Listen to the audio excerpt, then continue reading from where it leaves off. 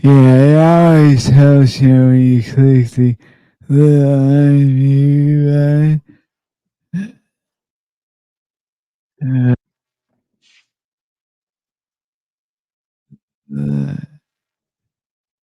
Let me see here. Actually, I am off. Yeah.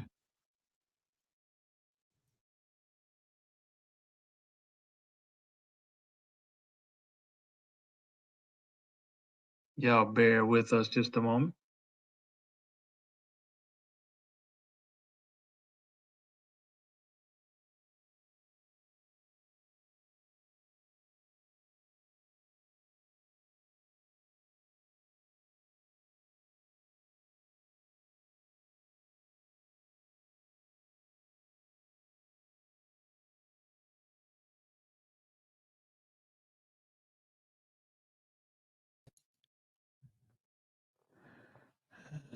Okay, let's try this again. Cause I was getting awful echo in my head.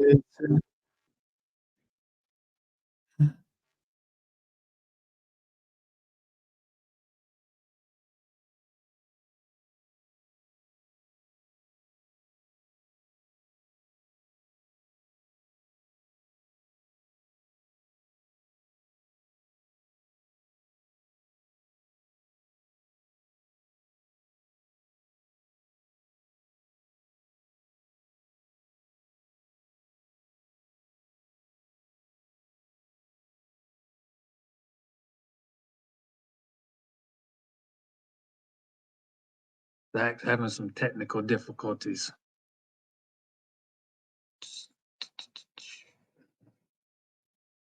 We'll get this thing rolling in just a minute.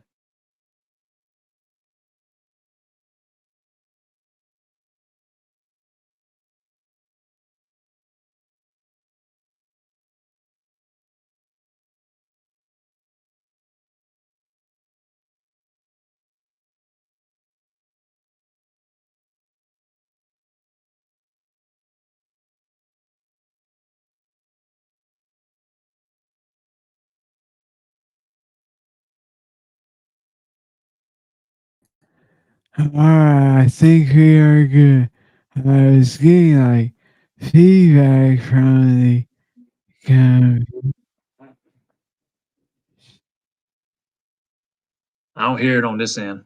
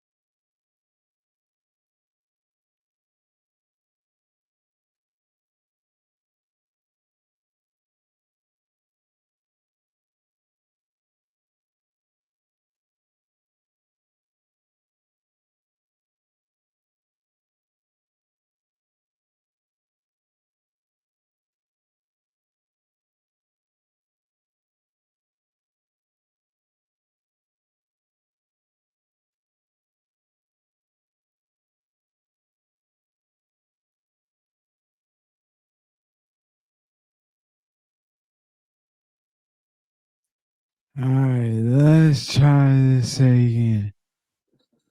So, Third um, time's the charm.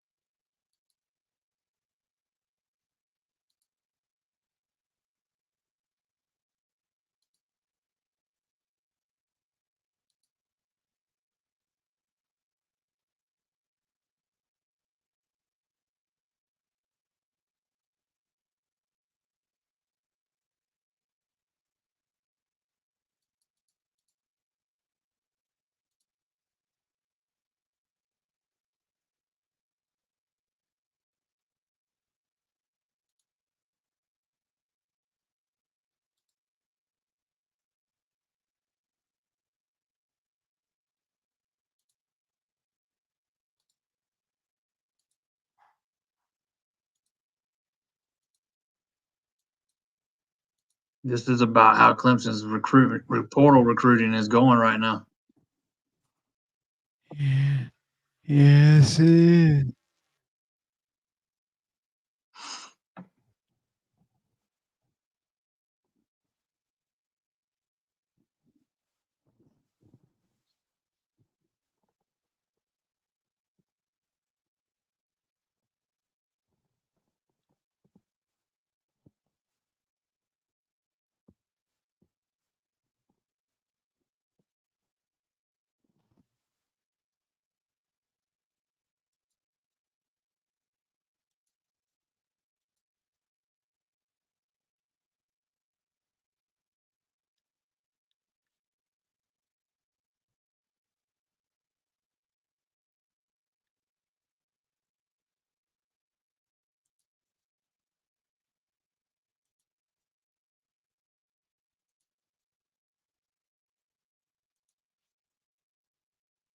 The offensive lineman that was in the car wreck is not going to reschedule. He is already committed to Georgia Tech today. Keelan Rutledge.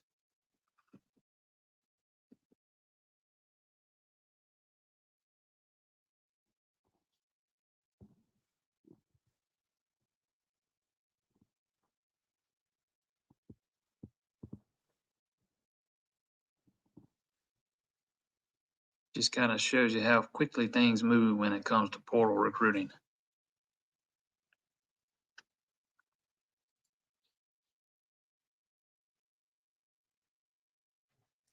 Alright. I figured it out.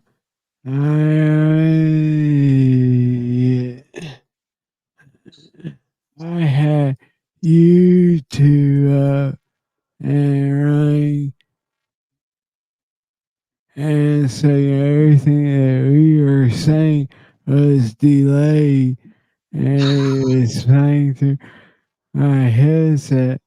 So yeah. Yeah, I bet you did have a little some disturbance going on there. Yeah, it was driving me insane. I was like, what the hell is going on? I'm hearing Jason twice. Most people, shouldn't hear you once. No shit. Oh, yeah. So anyway, let's kind of get into this stuff real quick because I wasted, let's see, 10 minutes trying to figure this shit out. So let's jump right into the transfer for the Tigers missed on Heron and now Rutledge. I mean, yeah, I understand that there are a lot of fans out there that are currently freaking out, because you missed on two guys. However, you have to understand the nature of recruiting in the transfer portal is completely different than the recruiting high school kids. So I thought that Luke yesterday, spoke to that fact, very well. I think you asked him the question about that. I did. So, so obviously it's not, great to lose two of your top targets in the transfer from to other schools. I think it, is just going to take some time, to, build the trust that, Clemson is really honestly looking out in the world, and also for Luke to come in and be able to recruit these guys. I think the coaching change, probably hurt them a little bit with Heron. The kid committed to Penn State, came from the smaller D2 school, shorter. Um, they set that he was supposed to visit this coming weekend. They Yeah, set that thing up so late purposely, to make sure they had the coaching ducks in a row by the time he got to campus. In the end, it might have hurt him a little bit waiting that long. Um, the Rutledge kid got in a wreck, coming back from Georgia Tech Saturday, supposed to visit Clemson Sunday. This past weekend, flips his car like 6, 7, 8 times. Man, I think he broke his foot. Um, yeah, so you get a little bit of bad luck there. But to me, the biggest thing is neither one of these guys are plug and play players. I don't think. I don't think either one of them are starting at Clemson along that offensive line next year. Maybe Rutledge has a possibility of coming in and winning a job. I don't see it. Heron, definitely not. He was definitely more of a developmental guy. So to me, what I find interesting is the philosophy here. That they're out looking for guys that still have 2 years of eligibility, maybe even 3 guys they can finish up their development with. They're not necessarily looking for plug and play guys, and I think that hurts you because most guys that jump in the portal, they're looking to move on to somewhere else to play and play immediately. They don't want to hear about having to maybe sit a year before get ready to play. I think that's just as big a part of it as the bag is for a lot of kids. yeah. I agree 1,000%. I think that neither one of these guys was, you know, anything close to what Luke wants or needs. And honestly, these are guys that are looking, like you said, to go somewhere where they can play immediately. These are guys that felt like they are short-changed in the recruiting cycle, in which they signed, and so they feel that they have done enough to earn the playing time at another school. So, I completely agree. I so You look yeah, at this kid today, the one that committed to Georgia Tech today. He's probably going to go in and start day one at Georgia Tech. Don't know that Heron will at Penn State. I mean, you got to take them on a case yeah, by case basis. But we're talking about Penn State. They kind of been stockpiling guys. But the Rutledge kid, he's probably a day one starter at Georgia Tech. I don't think he is at Clemson. You got 4 of your 5 starters returning next year. I mean, if maybe you need to go out and find a center. I don't know if Rutledge translates into a center or not. But I'm just not sure he's a starter at Clemson next year at Georgia Tech. He very well is. yeah. I think that fact right there just shows you the difference in philosophy and also the talent level. I if Georgia Tech is willing to take a guy like Rutledge and have him come in, and compete for that starting job on day one, then more power to him. But Clemson, while there are some holes they need to look at, I think that returning 4 stars on the offensive line means that you aren't necessarily in as desperate need as someone like Georgia Tech. Yeah, I yeah, I kind I kind of saw Clemson. I kind of envisioned them maybe if they went out and really hit the portal hard and be for a plug and play guy at center. yeah, Maybe you yeah, think Lincom's ready and you don't need one. Outside of that, they don't really need plug and play guys along the offensive line, and I think that hurts you a lot when you talking about recruiting in the portal. And maybe the fact that they missed on so many offensive linemen in this class, they just say, "Hey, man, we'll take a swing and see if we can grab a few developmental guys out of the portal." I don't know that it's going to work out very well for them, but it seems that that might be the philosophy here. Yeah.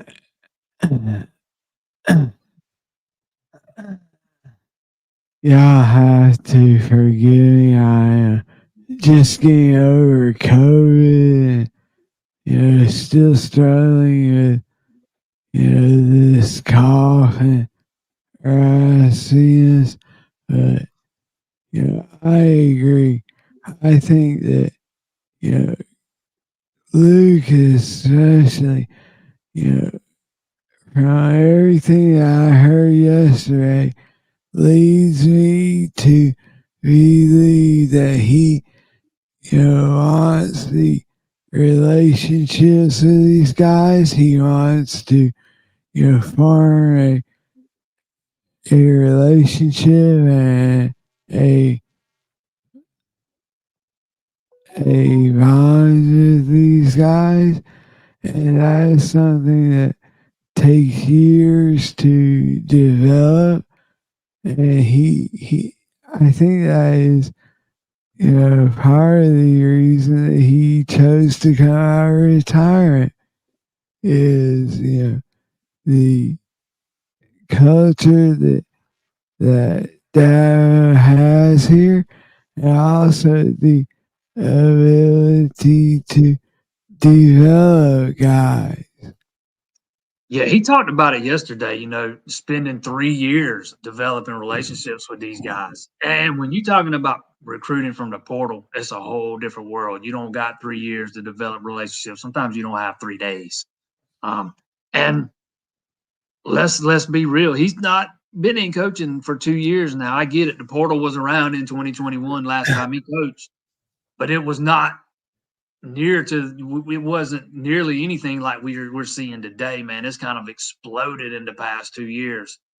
So this is probably a little bit new to him too. So I would suggest having a little patience. I just don't think I think they're picking their spots. I think they're trying to get some guys that they think can help them in the future, not necessarily guys that are going to help them day one next season. I agree. And it says he is all in. Tyler Paul Craven says, "What's up, guys?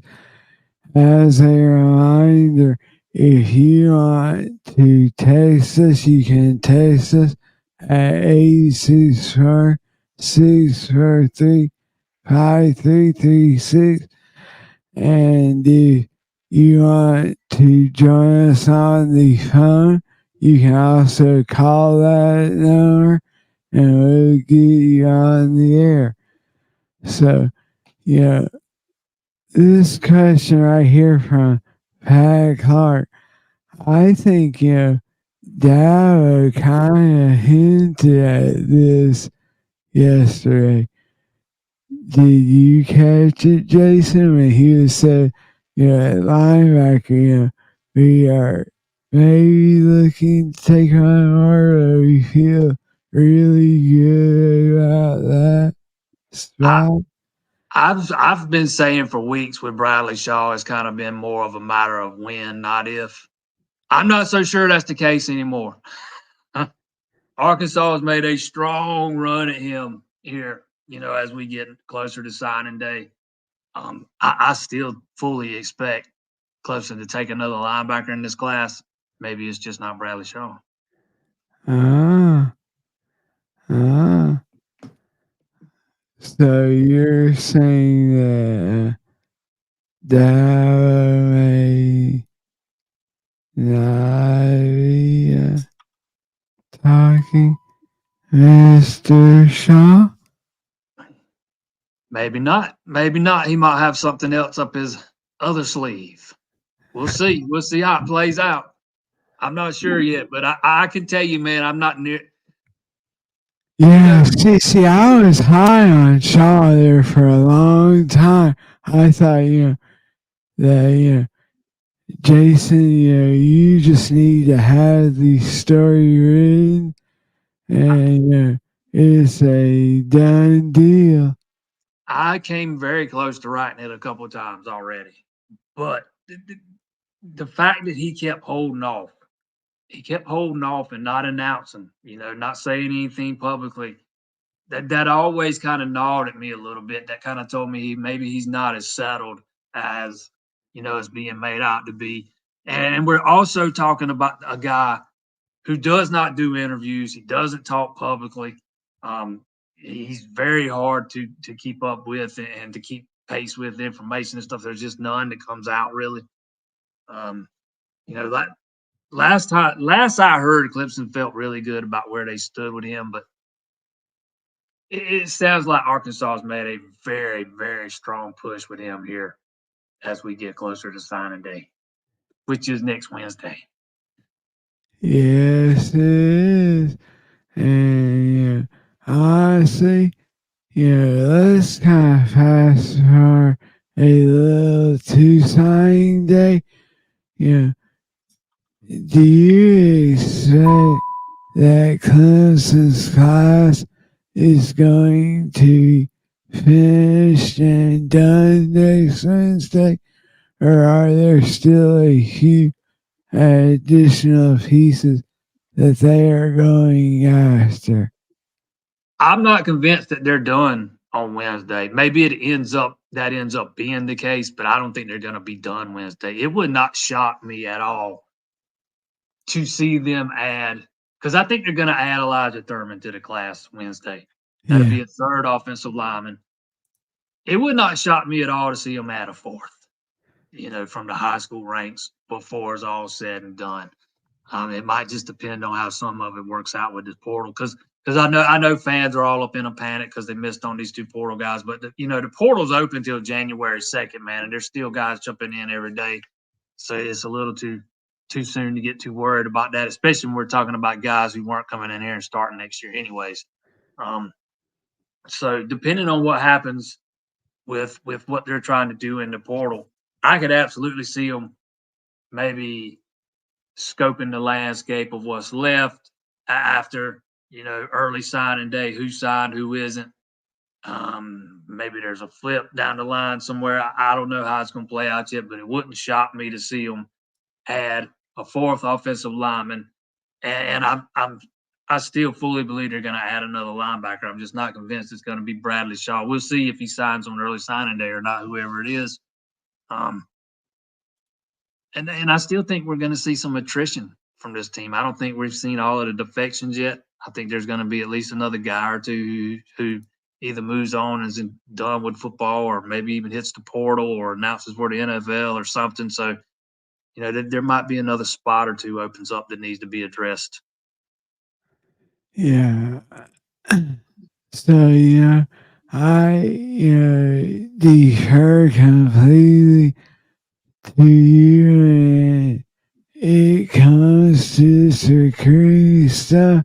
That is why, you're on staff with us. So, everyone needs to just make sure they're locked in and buckle up and have your all Clemson Tigers bookmarked for next Wednesday. I got you covered. Yes, you. Now, let's also, yeah, let me see here. I'm trying to.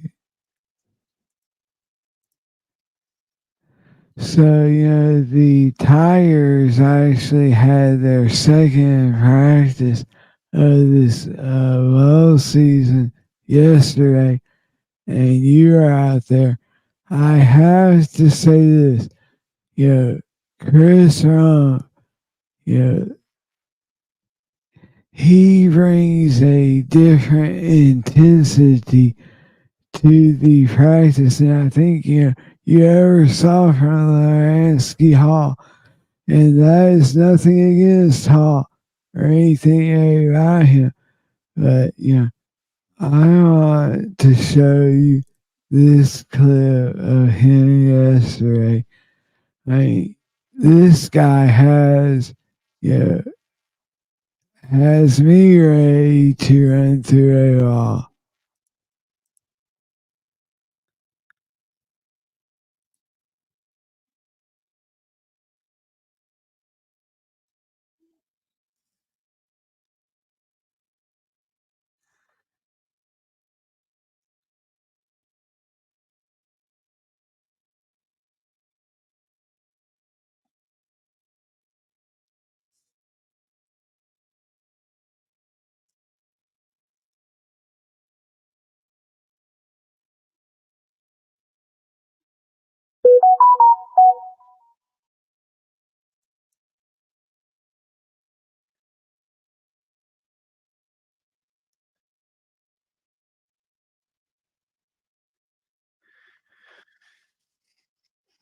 Can't hear it.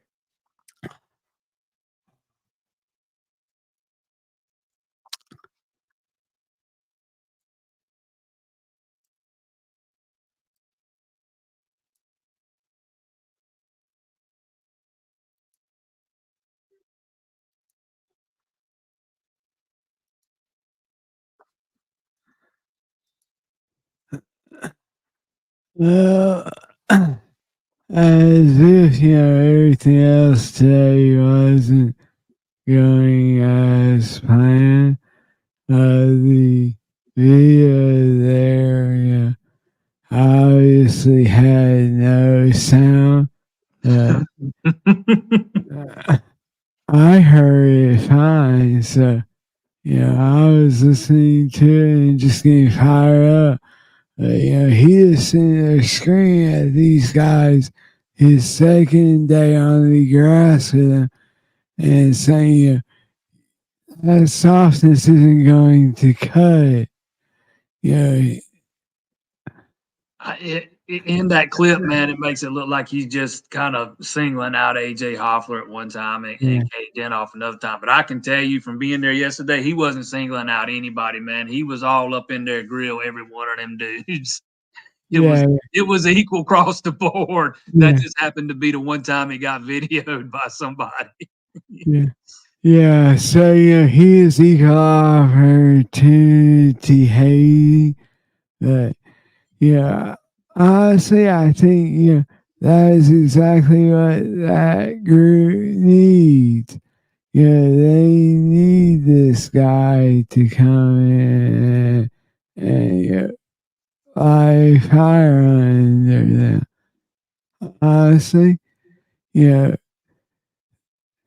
if you look across, the X world or two world, you see farmer tires like Deshaun Williams responding to that clip saying, bring back that old Clemson. Then Xavier Thomas saying the real deal. AJ Hoffler says a little tough love, I love it. I Yeah, mean, you could hear TJ Parker yesterday after practice, man. You could tell he loved it. He made sure to tell everybody, "Hey, man, it ain't nothing personal. That I want to be coached that way. That's how I want to be coached. That's how I'm used to being coached before I got here. That's how I want to be coached." And it's a totally different um, personality than what Lamansky Hall had on the practice field. Again, yeah, like you said, no knock on him or anything. And I've been one to is I've said it many times. I think defensive ends have been a little slow to develop at Clemson under Hall. But, yeah, he brings the fire. He brings the energy, man. That's kind of what I was expecting to see out of Matt Luke yesterday, more so than Rumpf, man. But it was Rumpf who was bringing the fire. yeah, exactly. I mean, yeah, it always kind of cracks me up to think that, these coaches really have only known these guys, a couple of days. And yet they can go out there and chew their ass, up and down. And that is exactly what these kids, want. Because they understand, he has the pedigree. He has coached Alabama. He has coached at Clemson. He has coached in the NFL. And so, I think, and you have his kind of pedigree, then you can easily step in and start coaching these guys' asses off. Yeah, I think they all welcome this, man. I think they want it. I think that's what they thrive for or strive for. They all want to be the best they can be. They all want to get to the next level, and they believe this guy can help get them there. Yeah, exactly. Yeah, Vegas says players take the coach's personality on the field. That is why Brent's defense was so aggressive. I think we see a different personality with the OL and D for the positive. I mean, you can't argue with that. I I'll let you argue with it because I can see it in your face. I mean, Lemansky Hall was the defensive ends coach under Venables for all those years. I mean, so I don't know, man. I get it. I understand the thought process behind it. It's still West Cohen running the defense, but if you want me to say that I think the defensive ends have underwhelmed under Hall, absolutely, man. I've said it many times. He'd have been top of the list if it was me, because I've said this plenty of times. I think defensive ends used to line up to want to come play at Clemson. They don't anymore, man. They had to settle for a couple fallback guys in this last recruiting class. Although Darian Mayo has kind of skyrocketed up the rankings since he jumped on board, but they've taken a couple of developmental guys, and they used to take, that's where they were used to just accustomed to bringing in so much talent. Now it's kind of changed to where they're bringing in all that talent on the interior, not so much at end. I know they got T.J. Parker in the last class; he's kind of the exception, and I think Hoffer's potential is through the roof. But I'm just kind of talking highly rated guys and big time prospects, and they just haven't recruited at the same level that they were prior to the Hall taking over back when Dan Brooks or Marion Hobby was running that group. Yeah, I mean, honestly, when you think about, these ends, you went from having, Shaq Lawson, Cleveland Farrell, yeah, I mean, just go down the line of the elite, defensive ends that they are signing and bringing in, and, now the defensive ends, heading into this ball game, you're relying on Justin Maskell and T.J. Parker and Cade Denhoff. Xavier Thomas. Yeah, yeah. I mean, next year that room is so thin and honestly so underwhelming. Yeah, if you don't go to the veteran defensive end to kind of bridge that gap to some of those younger guys, you are putting a lot on the shoulders of guys like AJ Hoffler, especially Yeah, now that David Ojebi's left and hit the portal. To me, that's one of the biggest needs in this class as a veteran, or in the that is one of the biggest needs on that roster right now is a veteran defensive end from the portal to kind of, again, bridge that gap from you're not going to have Maskell, you're not going to have XT. So you tell me you want to run out there. Who's just thrilled to see Rook is already gone. TJ Parker and Cade Denoff as your starting defensive ends next year? I don't think that is giving anybody good vibes. No, and honestly, you used to have that Clemson defensive end spot was the spot, that struck fear into opposing teams. Next year, you aren't going to have anyone scared of those defensive ends except for Parker. Right. And No, I was going to say I have very, very, very high hopes for AJ Hoffler, man. I think he's going to be a really good player. I just think that's a lot of pressure to put on a redshirt freshman who's not really gotten any real experience to date for the most part. That's just that's asking a lot of a very young guy. Yeah. And the other thing that's scary is the car situation. Clemson right now, is down. Let's see, it's probably easier, to name who is available rather than who is not. So you're down Shelton Lewis, Jaden Lucas. Lewis is good. Yeah. Yeah, Oh yeah. Lewis and Terrell's about the only two Yeah. that are good. Yeah. Yeah. That is what I meant. Yeah. And then you're having guys like Tink Kelly, being thrown into the mix, and guys, like Dad said yesterday, they're just having to simplify things so much because you're having options C, D, and F out there because A and B are either injured, have left, or available. Yeah, So they're paper thin at corner, man. If something were to happen to Lewis or Terrell, man, you're in trouble. You're in big trouble because they're really the only two corners you've got right now. yeah, I mean, if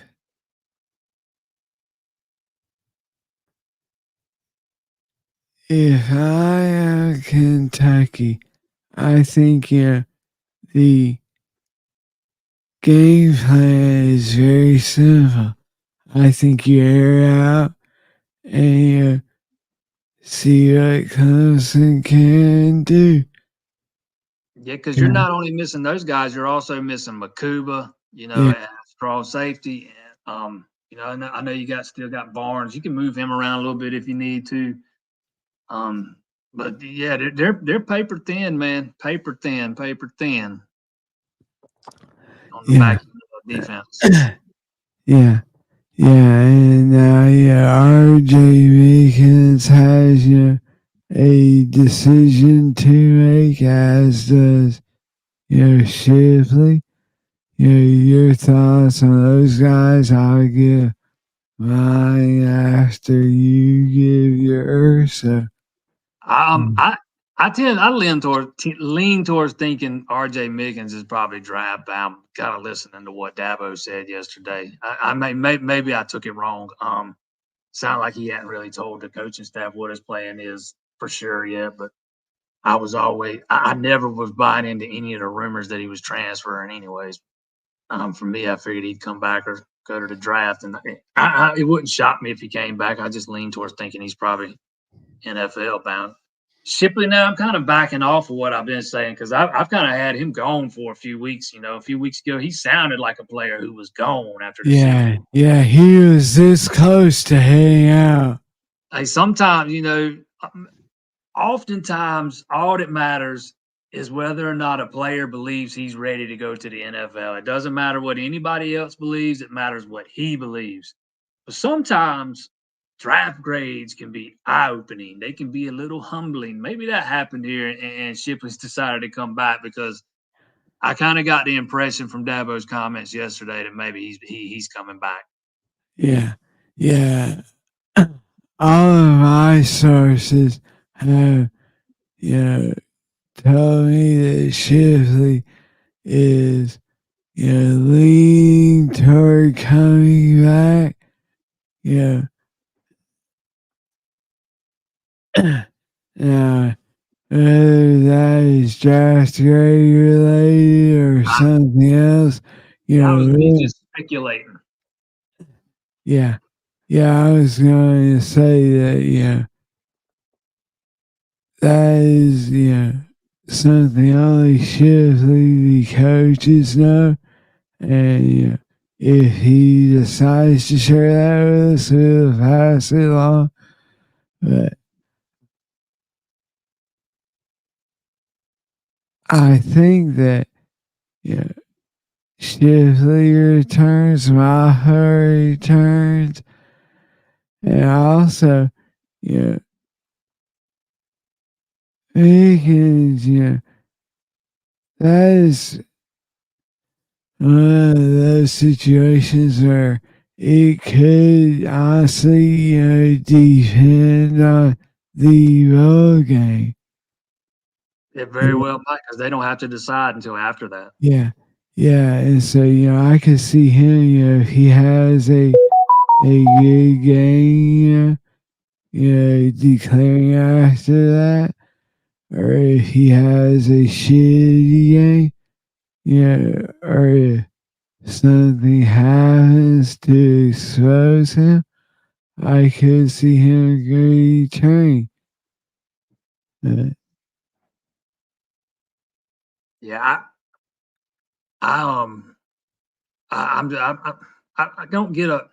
I don't get a good read on Mickens and what he's going to do. I can see him staying. I can see him going. He's been here for a long time. He could be just one of those guys who's ready to move on. We'll see. But I do think the safety position's in solid shape next year, man. You got Barnes, you got Griffin, um, you got Colin Webb, you got Sherrod Cove will be back by then. You got two really dang good freshmen coming yeah, in, and Ricardo Jones and Noah Dixon, man, two highly rated guys.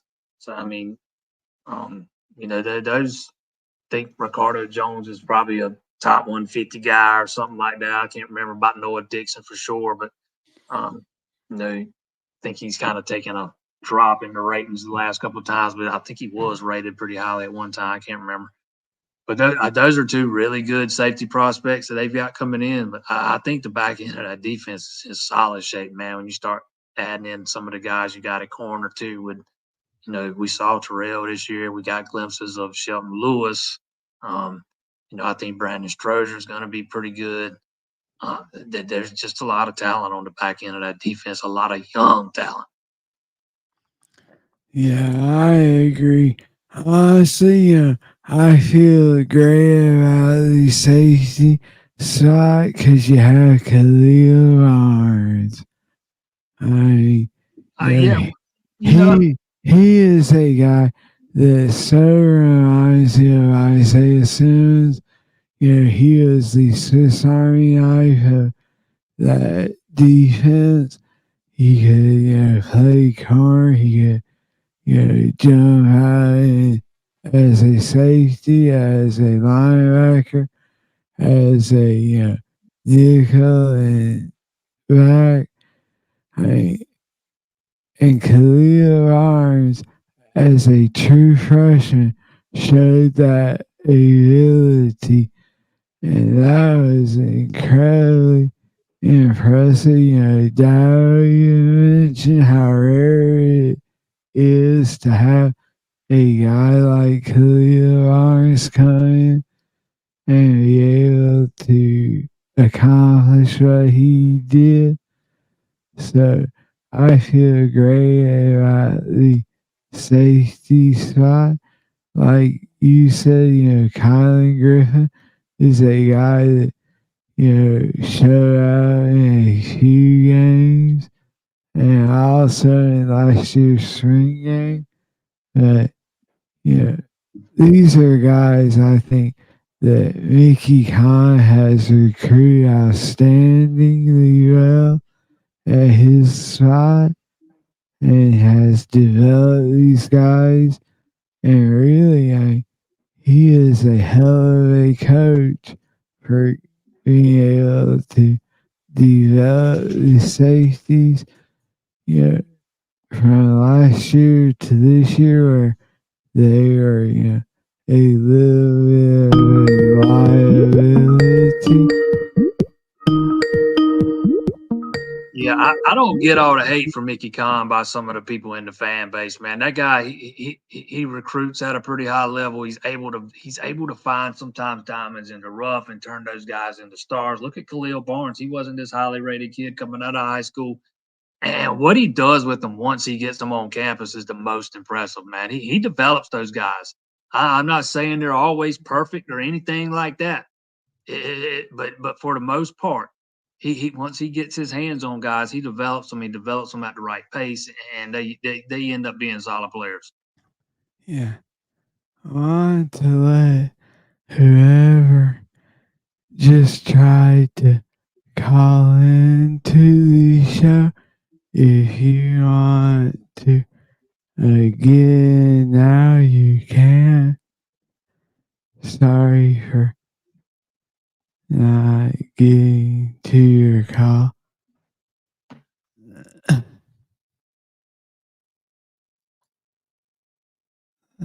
Let me see here. So again, I want. Let's see here.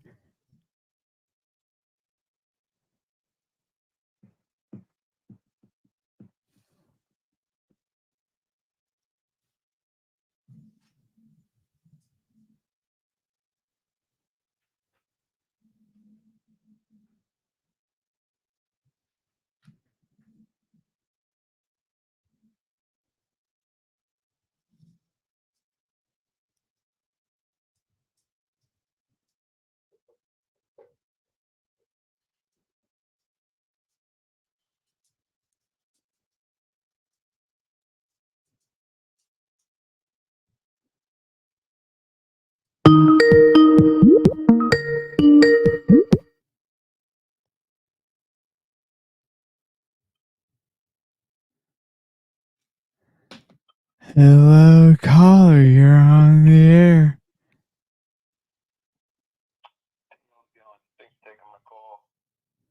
Yeah. A couple things I've noticed so far in transfer portal is we've really been focusing on offensive linemen. I think it's good. We're diving in and trying to correct some of those deficiencies on the line. But one of the big things I thought we would go after is defensive ends. So, you guys got any insight why we aren't going after defensive ends quite yet, or what's going on there? Jason, you take that. I would just say, just because you're not seeing it, don't necessarily jump to the fact that it's not happening. I have been led to believe that Clemson wanted to take a defensive end in the portal, for this class. So again, the portal's open till January 2nd. Still a little ways to go. You got two going out and you got two coming in with well over two going out. So you got some spots that you need to fill. I still think Clemson's going to look to take a defensive end. They like to do a lot of this portal recruiting under the radar. They'd rather it not be made public. I'll use the Heron kid as an example. He gets an offer from Clemson. He announces it on Twitter. Next thing you know, he's got a dozen more offers that day, and he announces every one of them. Clemson would rather not go that route if they didn't have to. They'd rather kind of do that stuff under the radar. And you've not seen another kid since announce publicly that he's got an offer. So I would just caution against thinking just because you haven't heard anything about it, that doesn't necessarily mean some wheels aren't in motion. I fully expect Clemson to, try their best to add a player at the end before it's all said and done.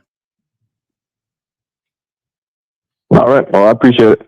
Yeah, thank you. So, yeah, honestly, technology is a great thing, but it has been a pain in my ass today. Not one of my strong suits.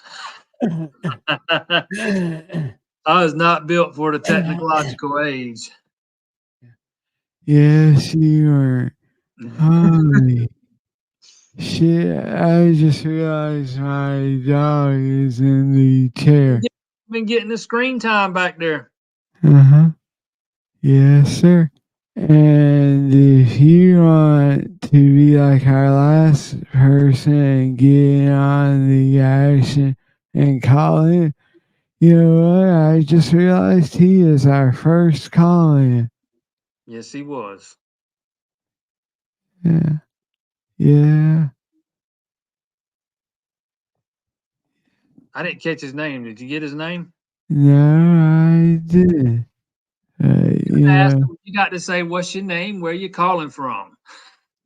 Oh, yeah. Yeah. Maybe I'll figure that shit out too.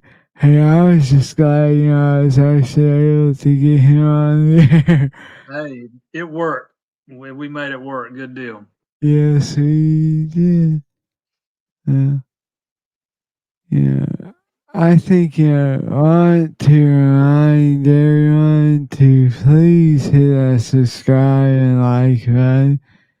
I swear to y'all that most of our shows aren't this shitty.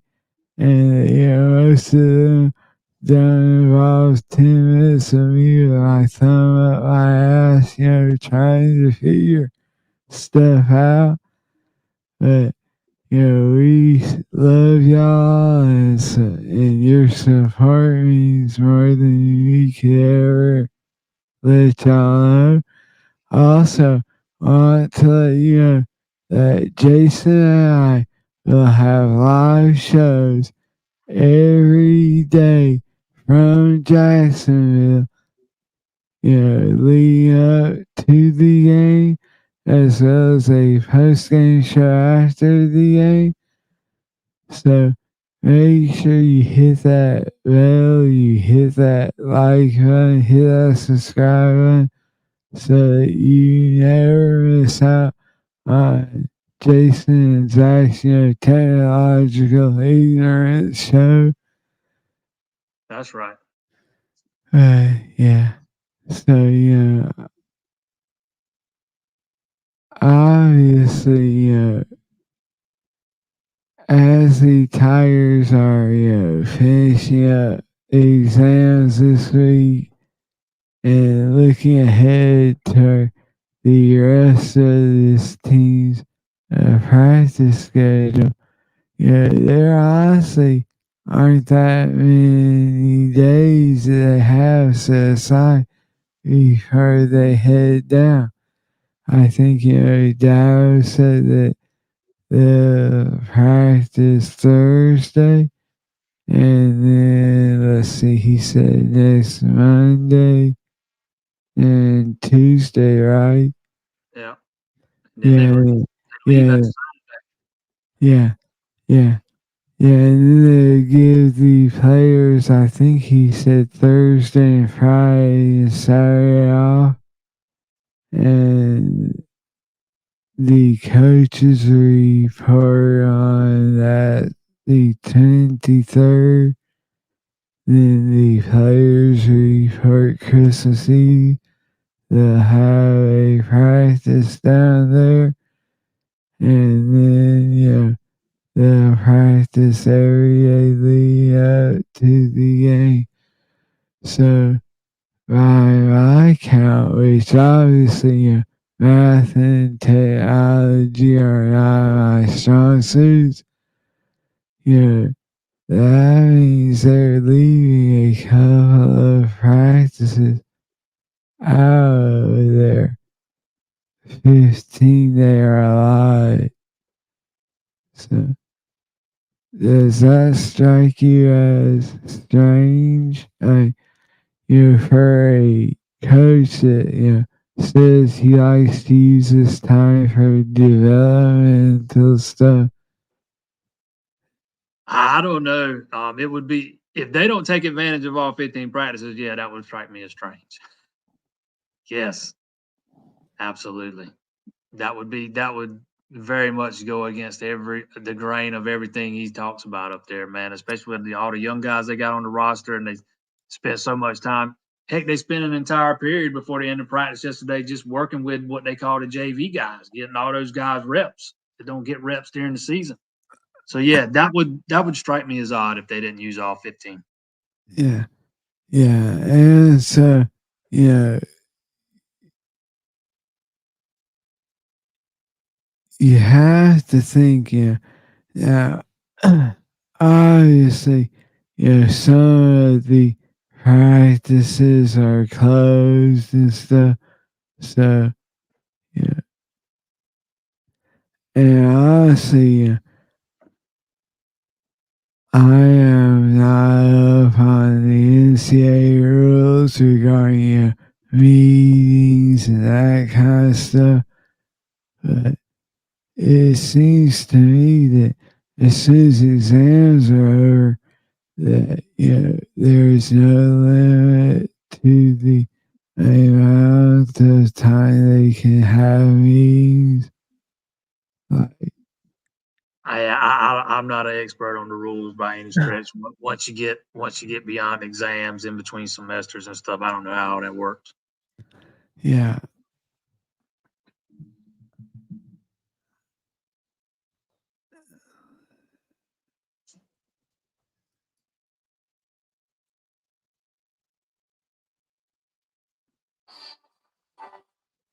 So, yeah.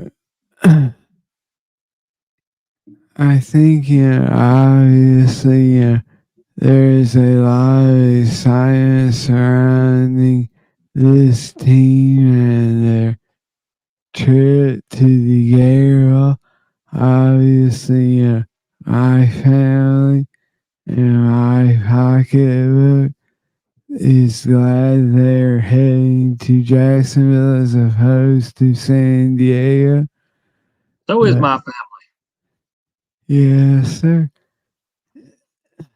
Uh, yeah, this game really could be a special swing or for next year.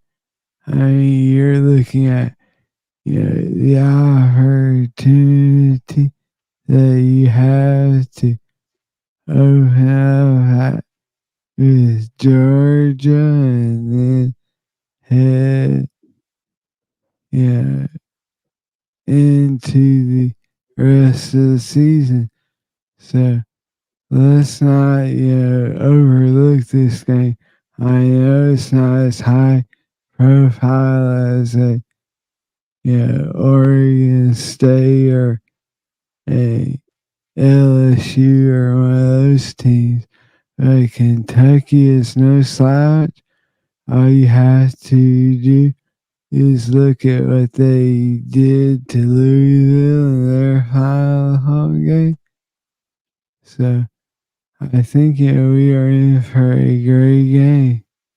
Yeah, and Kentucky's got pretty much all hands on deck, man. They don't have a bunch of guys opting out to get some of the guys that are going the NFL route or still sticking around and playing in the bowl game. So I mean, they got most of their dudes are going to play, so that helps them. And yeah, it's not the most sexiest of matchups. No, I get it, but I still think this is a big game for Clemson. I feel like if you go out there and lay an egg, it kind of makes that 4-0 November all for naught, man. It just kind of kills all that momentum you build up over the last month of the season.